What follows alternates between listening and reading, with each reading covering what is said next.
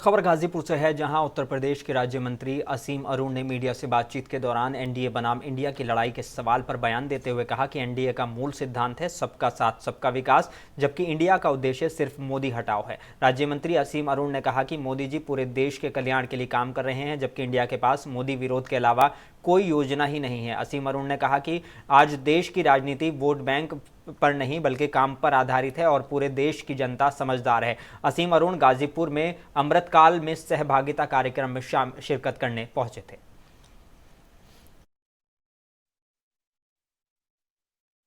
NDA का मूल सिद्धांत है सबका साथ सबका विकास, यानी ऐसी योजनाएं, ऐसे कार्य जिससे कि हर व्यक्ति को हम लाभ पहुंचा पाएं, गरीबी को हटा पाएं।